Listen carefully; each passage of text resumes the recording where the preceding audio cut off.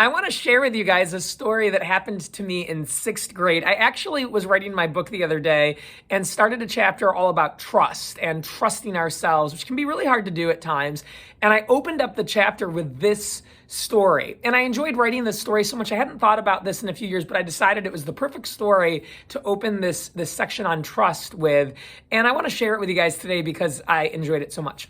So back when I was in sixth grade, I took a shop class. And in that class, we were tasked at making these wooden cars. And at the end of the project, we were going to send our cars down this ramp and they would shoot out into the hallway. We would be judged on the distance that the car would go before it came to a stop. And then we'd also be judged on the aesthetics or the external appearance of our cars. And I got really excited about this project. I was really loving the assignment. I look back now, we were drilling and we had these machines and we were wearing gloves and face masks or coverings, goggles for our eyes. And we had a teacher and then a teacher's assistant in that class. And I thought, gosh, we were only in sixth grade and there was like 20 of us in the class. Was this safe that we were doing this? But we did it. And I had carved out with these various machines my shape of my car, which was really cool. We had some different options, and mine had this kind of sleek sports car look. I had spent a ton of time making these perfectly rounded wheels on this injection gel molding kind of system to put on the car. And I just worked really hard and did well with this project. And I went to the paint area to finalize and paint my car about a day or two before almost the entire class did. I was ahead of schedule, and we had less than a week to go before the day of competition.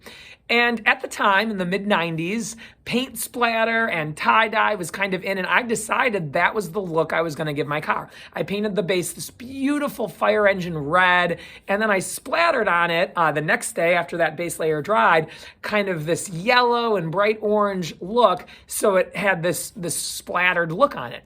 And when I pulled out my car the day after doing that, a bunch of students came over and made fun of me. And this was common. I got made fun of a lot in middle school for whatever reason. I was sort of unique and different, and I just didn't necessarily conform with what was popular. And I was always getting teased and mocked out for various things. And these kind of students came over that were really mean and said, "That looks stupid. That looks terrible. Why'd you do that?"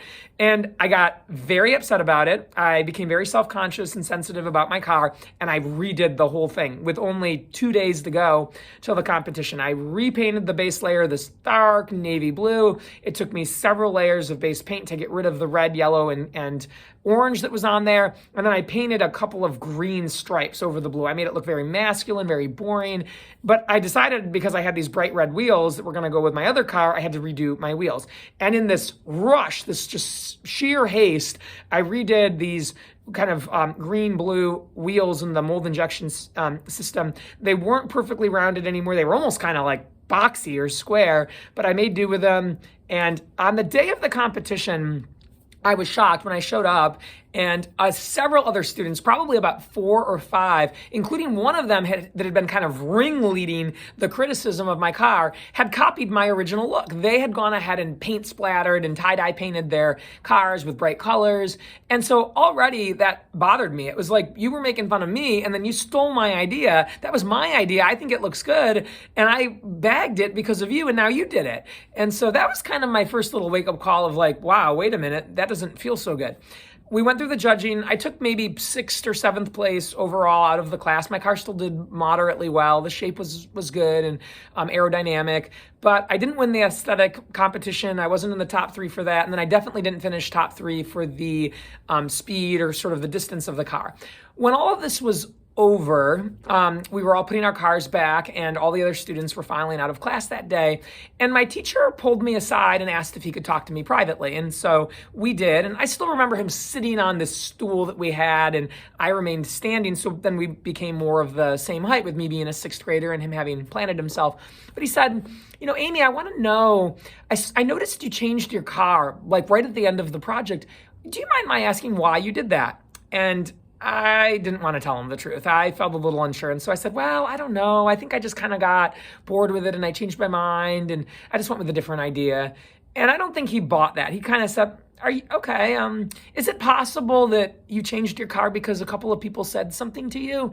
And my teacher was very smart. He had obviously overheard what was going on and what I was dealing with. And I kind of started to cry a little bit. I had tears welling up in my eye. I remember kind of lumping my throat and looking down and saying, "Oh, I don't know. I don't think so." And he kind of said, And I remember he said, "Amy, I want you to know that I think if you hadn't changed your car, you would have taken first place in this competition. Your wheels on the second vehicle, because you rushed them and had to redo them so quickly, they weren't nearly as good and round as your first set of wheels that looked awesome." And I remember you helping you with the first set. And then you added all this extra paint to your car, and you had these additional layers of paint that made your car much heavier.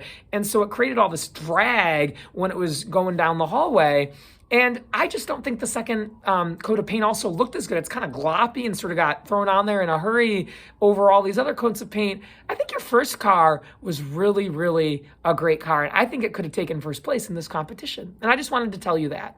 And I began to kind of cry. I remember kind of looking down and I'm feeling angry at the other students, angry at myself for having listened to them. I knew something, even though I was only in 6th grade, I knew that I had sold out and I hadn't followed my heart. I could just feel it. And I'll never forget what my teacher said. He said, "Amy, I want you to understand something. You are a very special young lady and you have a lot of talent and you're really unique and you're really intelligent and you're really sharp. And I want you to know that as you go through life, not everyone is going to appreciate or love that in you. Some people might be intimidated by that.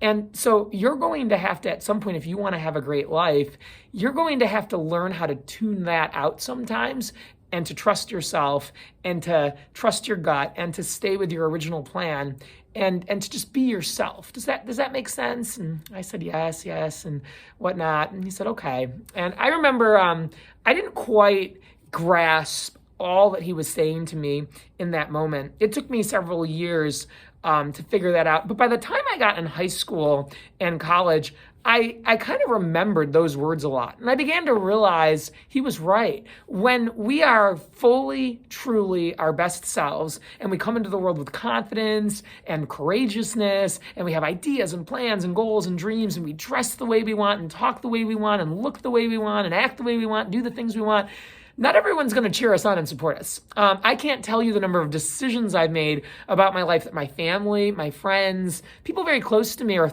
people I thought were very close to me, have stuck up their nose at and told me, "Hey, you're doing it wrong. You shouldn't be doing it wrong."